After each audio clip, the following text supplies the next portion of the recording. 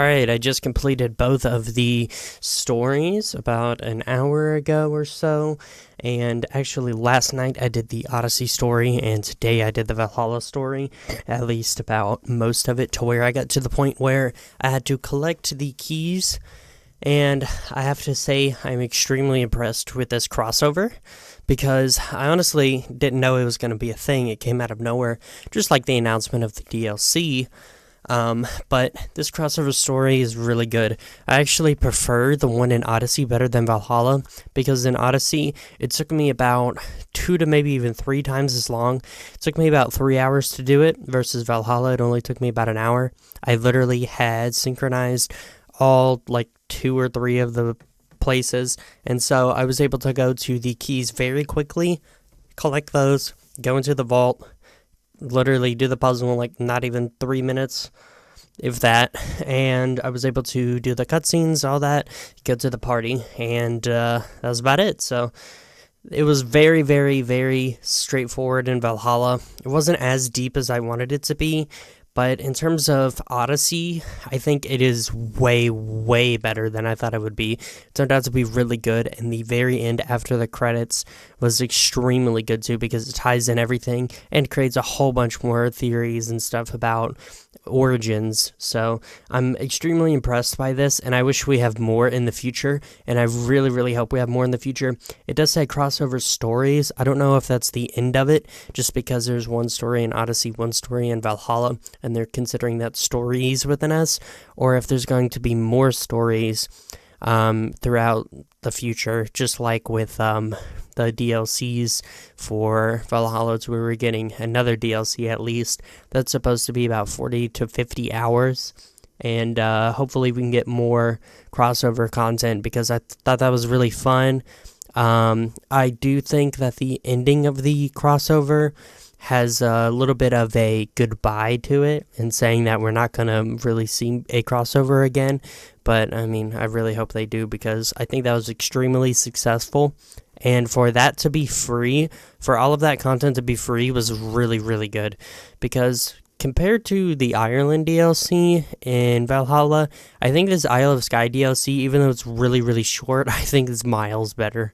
And I do think that Odyssey's DLCs were both pretty bad, but I do think that this was extremely good. And like I said, it being free is insane, because it took me about 2 to 3 hours for Odyssey, and then about an hour and a half for Valhalla. But that's really it for my thoughts there. There's not a whole lot to go into it, unless you want me to spoil stuff. Which, I mean, I guess I can talk about a little bit right now.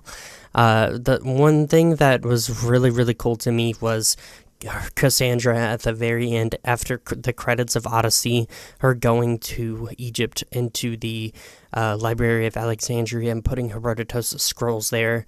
I think that's a very cool touch, and also I do think that it's a really cool touch for her son, or I guess Alexios' daughter, to basically be descendants of Aya, because I don't know if that was hinted in the main game or not. I don't think it was hinted that they were going to Egypt. They were just sailing off on a boat, but I think that it is really cool for that to be a tie-in, because, I mean, it's obviously insinuated, but I do think it's basically confirmed that Aya is a descendant of Cassandra, or Alexios, I guess. But I think that was a very good touch, and I think that the way that they did it was very good and mature, and not like some syndicate humor, I guess.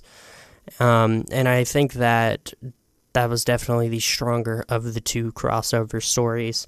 And for Valhalla, I think that it was really cool that we got to see a little bit more of Cassandra's, I guess, time after her, obviously being immortal and stuff, and hundreds of years later, and her to be talking about how she has a connection to the Hidden Ones, obviously, and her actually having a hidden blade, and then also her looking at the eagle little sculpture and reminding her of Phoebe. That was kind of sad, even though, Odyssey's writing isn't great, but it was still a good moment, and I think that it was an overall very good experience. Both were really good, and I want to see more in the future. And I want to know what you guys think. Do you want to see more in the future? That's what I'm really questioning because I don't really know the general community's take. I've looked on the Assassin's Creed Reddit, and there's a lot of positivity, but there obviously could be a lot of negativity also, considering this is a Reddit page for it versus just the general YouTube public, I guess. So, like I said, I want to know what you guys think about it. I want to see more in the future personally. I really enjoyed them. Just if they keep this quality or increase the quality, it would be amazing. And for them to be free, it's definitely 10 out of 10. Yeah, that's about it. Thank you all for watching. Make sure to like, subscribe, do all that stuff. And I might be doing a video about the upcoming DLC because I was extremely turned off about it being all Norse mythology-like because I'm more into historical grounded stuff. Just like I wasn't into the Ireland DLC, and I wasn't really into like Fate of Atlantis or Curse of the Pharaohs, but I was more into the Hidden Ones and Legacy of the First Blade, even though Legacy of the First Blade was trash still, but I'm definitely more into the grounded historical stuff. But this DLC actually has some promise to it, in my opinion. But with that said, thank you for watching, and tell me what you guys think. Goodbye.